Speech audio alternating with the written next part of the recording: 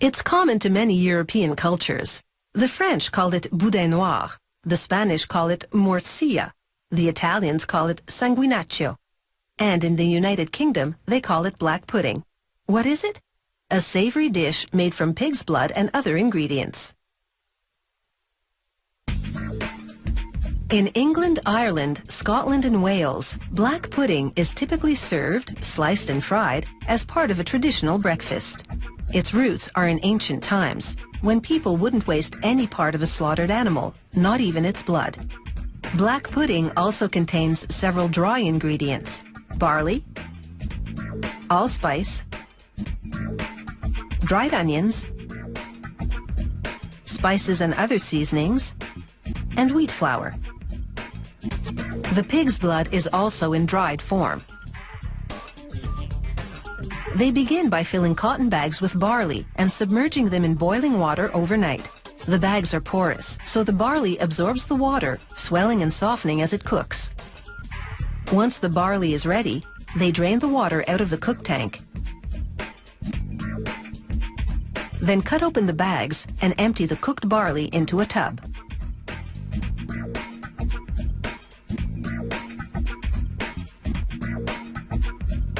The barley and other dry ingredients will make up about a third of the pudding mix. Another third is the pig's blood, and the last third meat fat. They boil pork fat in a cook tank for 2 hours. Then they strain out the water and transfer the fat to a tub.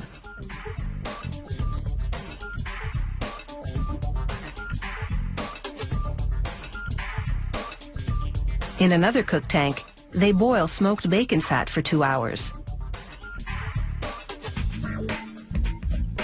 Then they scoop out and strain that fat and drop it into a bin as well.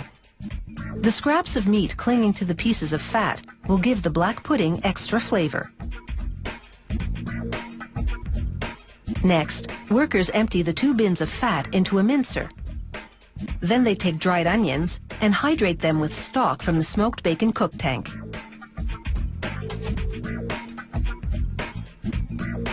This produces gravy.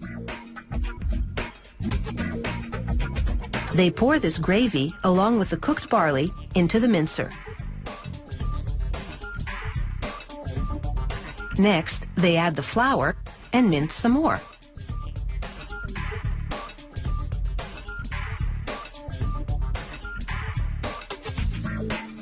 And then the dried pig's blood. Besides turning the ingredients a rich color, the blood makes black pudding a rich source of iron and protein. They mince the ingredients until the mixture is smooth. Then they transfer it to the stuffing line. A worker pumps a specific quantity into a nylon casing, then staples each end of the casing closed.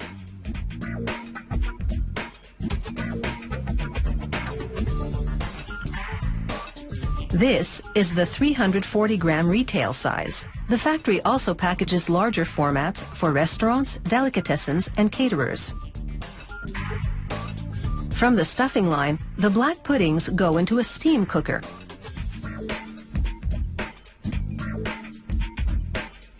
Once their internal temperature reaches 85 degrees Celsius, which takes about 2 hours, they come out of the oven, their texture now like a dense chocolate pudding.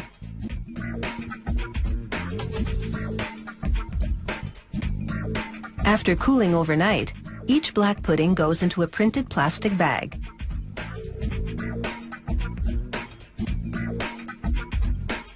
A vacuum machine sucks out all the air and heat seals the package. This improves the product's shelf life.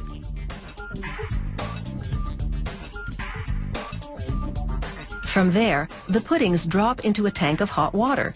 This shrinks the plastic package tightly around the casing. Even within the same country, black pudding recipes vary by region. This smooth textured pudding is typical of eastern Scotland. In western Scotland, they use oatmeal instead of barley, and in the north of England, they use big, usually visible chunks of fat, both producing a black pudding that's coarser in texture but equally delicious.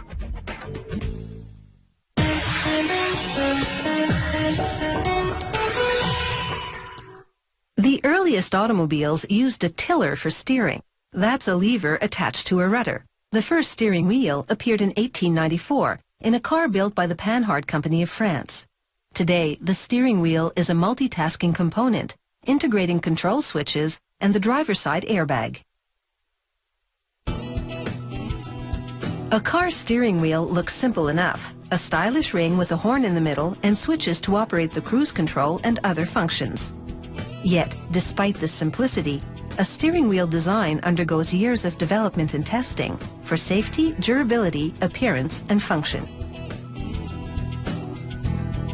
The manufacturing process begins with the armature, the internal support structure. It's made of either aluminum or magnesium, strong yet lightweight metals. The factory's die casting system injects the hot molten metal into an armature-shaped mold. Once the metal solidifies, the machine ejects the casting from the mold.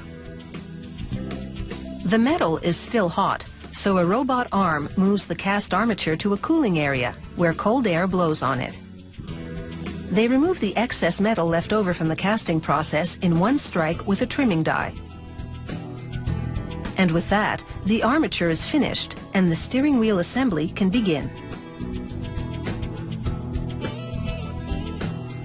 First, a robot installs 4 rivets, the contact points for the horn system.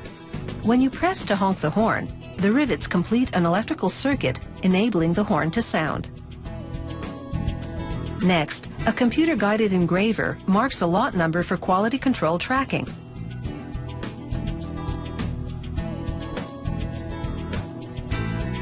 This demonstration shows the basis of the next step. When mixed together, these two polyurethane chemicals react to each other and produce an expanding foam. By guiding this expansion within the confines of a mold, one can make this dense foam assume a specific shape, such as that of a steering wheel. The process is called reaction injection molding. They coat the mold cavity with a release agent to prevent sticking. Place the armature inside, then inject the polyurethane chemicals. The chemicals react, and the foam instantly expands within the mold cavity, encasing the armature. Prior to injection, they also sprayed the mold cavity with protective paint. It tints the foam the required color, in this case black. It also protects the foam against wear and UV damage. The injection molding process leaves excess polyurethane on the steering wheel, so the next step is to trim it off.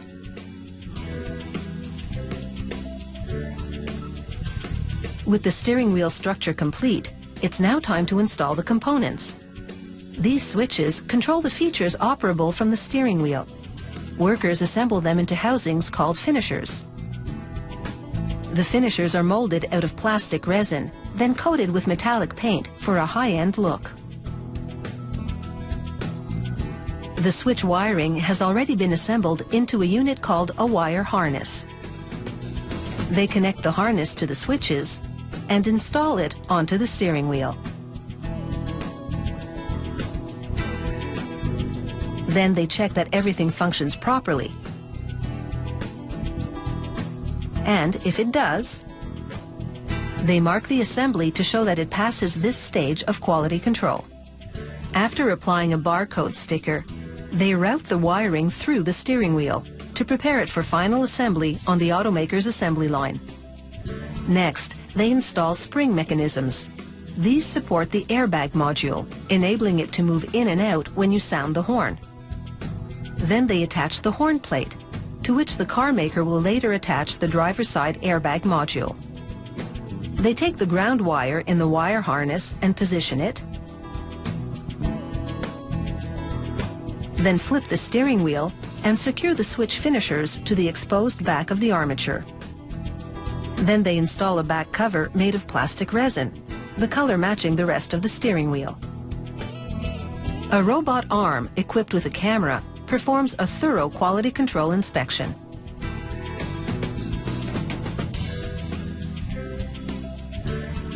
While the basics are the same, features vary from model to model.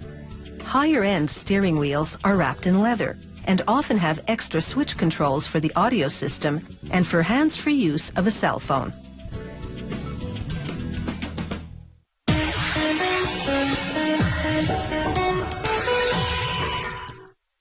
People have always used color as a means of expression. Prehistoric man created paint from a mix of dirt and animal fat or spit. Over the centuries, pigment production has become a lot more sophisticated. Chemical manufacturing produces synthetic mineral pigments to add color to the products in our world. From pavers to paint to plastic and cosmetics, this is where the color comes from: synthetic mineral pigments. They start with a salt recycled from the steel industry. In this case, it's iron sulfate, which has a bluish-green hue. They add warm water and they're ready for the next ingredient: high-quality scrap. It's another source of iron, and it's about to be recycled into pigment. Crane claws transfer it to the mix. Chemicals are added.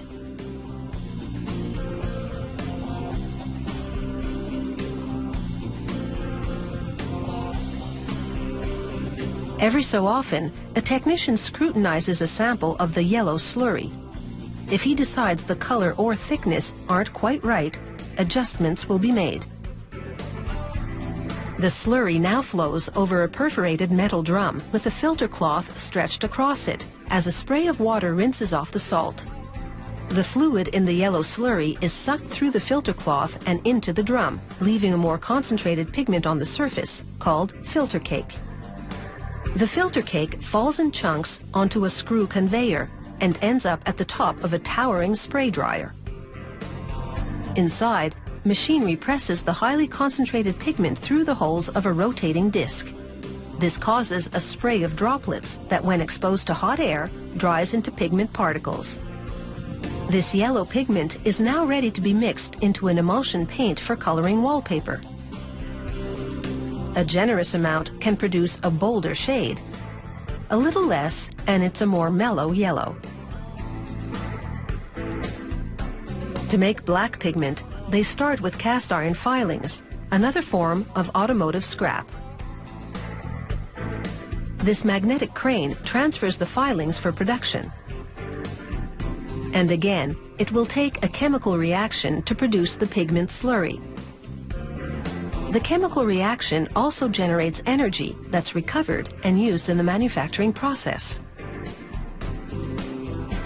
They wash and thicken the black slurry on a revolving drum, just like they did for the yellow pigment. But this thick paste won't just be used to make black pigment, it will also be used to make red. For the dramatic conversion to red, the paste flows directly into a kiln, where it's baked until dry. They introduce air and increase the temperature to 850 degrees Celsius, making the black particle turn red. They transfer the red pigment to a drum, where they mix the pigment and adjust the color properties. Then they grind it to a finer consistency. Once the pigment is packaged in paper bags, it's ready for transport or warehousing.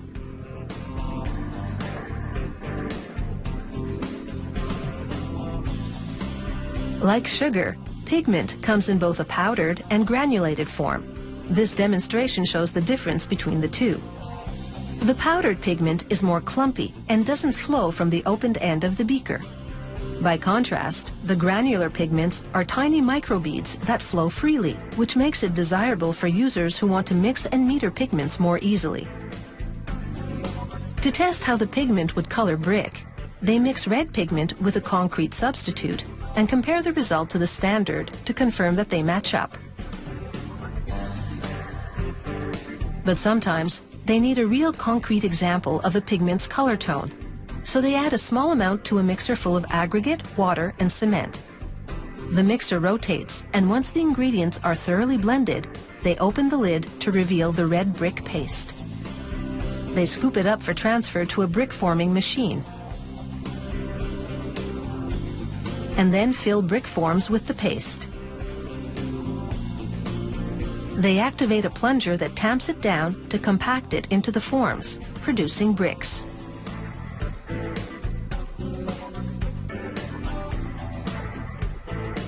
Red, black, or yellow, these pigments are sure to make things more colorful.